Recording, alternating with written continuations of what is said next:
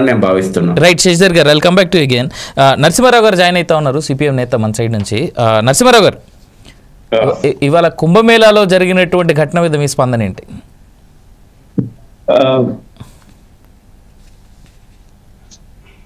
అందరికీ నమస్కారం సార్.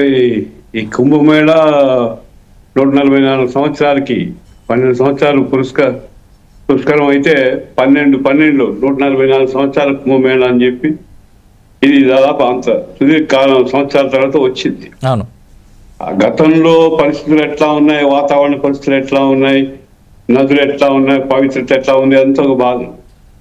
ఇవాళ పవిత్రత అనేటువంటిది కూడా ఒక సర్కులాగా అయిపోతుందా అని ఆందోళన కలుగుతుంది. 140-150 కోట్ల మంది ఒక ప్రాంతానికి ప్రయాణం చేయటం, కొన్ని కోట్ల మంది ఏకకాలంలో ఉండటం, అదే సమయంలో పవిత్ర స్థానం అని ఆ పవిత్రమైనటువంటి నీళ్లలో అదే పనిగా మునగటం సంతృప్తి కలిగితే వేరు. కానీ దాని పర్యవసానంగా ఏర్పడేటువంటి కాలుష్యం కానీ, పర్యవసానంగా వచ్చేటువంటి రోగాలు కానీ, ఇవన్నీ ఎవరు పరిశీలిస్తున్నారు, వాటికి ఎవరు రిస్క్ తీసుకుంటున్నారు అని చూడాలి. ఇప్పుడు మనం సినిమా థియేటర్లో ఓడి జరిగితే బాలుడు ఇప్పటికి కూడా బ్రెయిన్ దాదాపు ఇదయ్యి ఇవాటికి కూడా ఆయన మాట్లాడే స్థితిలో ఉన్నాడు. ఆయన తల్లి చనిపోయింది. ఇవాళ ఇక్కడ 30 మంది చనిపోయారు, 100 మందో 200 మందో గాయాలని అంటున్నారు.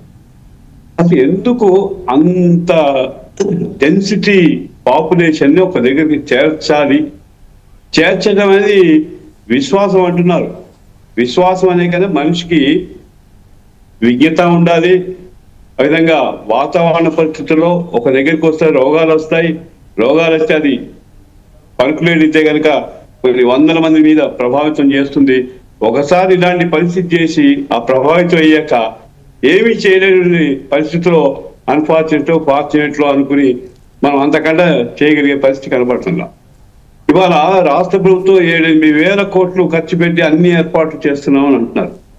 మీరు 7-8 కోట్లు కాదు, లక్షల కోట్లు ఖర్చు పెట్టినా అంత డెన్సిటీ పాపులేషన్ ఒక దగ్గర తీసుకురావటం అనేది ఏ విధంగా కూడా భద్రత కానీ, ఏ విధంగా కూడా వాళ్ళ విశ్వాసాలు ఉండటం కాదు. రాబోయే కాలం అనేక కొత్త సమస్యలు వస్తున్నాయి. అంటే ఈ యాంగిల్ నుంచి ఆలోచించాలి. ఇంతకుముందు మాట్లాడిన వారు చెప్పారు, విశ్వాసం ఉంటే ఇంట్లో పూజించుకోవచ్చు, చేయొచ్చు. కానీ ఈ విధంగా కొన్ని 100 ట్రైన్లు వేసి రప్పించడానికి మేము ఏర్పాట్లు చేశాం. కొన్ని 100 మంది రండి, లక్షల మంది రండి, కోట్ల మంది రండి. తర్వాత పరిణామాలు ఇంత పెద్ద మంది వచ్చాక, ఇంత పెద్ద సంఖ్యలో వచ్చాక ఎవరు మాత్రం ఏం చేస్తారు? రాష్ట్ర ప్రభుత్వం 1000 కోట్లు అంటుంది, కానీ ఏం చేయగలుగుతారు అనేది అర్థం కాని పరిస్థితి.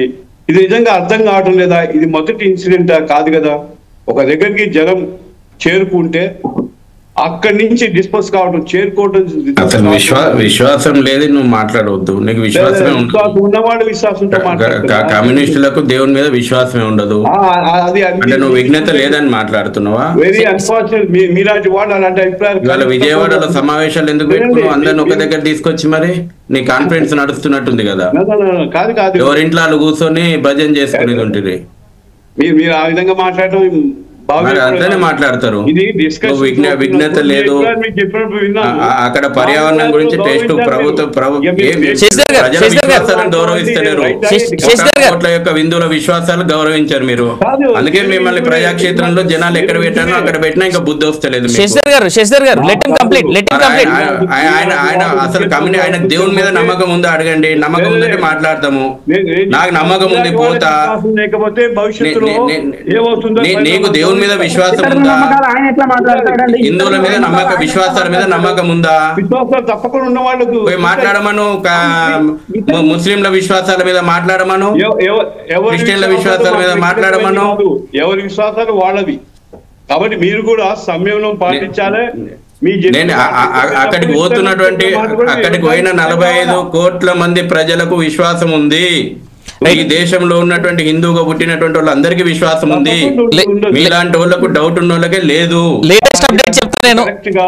చదువుకుని విజ్ఞత ఉన్నటువంటి వాడు ఇట్లా ప్రశ్నించడం, ఇట్లా తప్పకుండా ప్రశ్నించారు. గారు నరసింహారావు గారు శశిధర్ గారు ప్రశ్నిస్తే నేను ఎన్నుకుంటా కూర్చోవాలి. నరసింహారావు గారు నరసింహారావు గారు నరసింహారావు గారు కోట్ల మంది శశిధర్ గారు ఒక మాట నీకేం శశిధర్ గారు లేదని మాట్లాడతారా? శశిధర్ గారు ఒక మాట శశిధర్ గారు నరసింహారావు గారు ఒక మాట మాట్లాడే లేటెస్ట్ అప్డేట్ ప్రకారం దాదాపు 20 కోట్ల మంది విమర్శలకు ప్రచారోపణలకు హిందువుల విశ్వాసాలను గాయపరిచేలా మాట్లాడాల్సిన టైం కాదది. శశిధర్ గారు ఒక మాట కాకపోతే నీ భావజాలాన్ని నువ్వు వ్యాప్తి చేసుకో.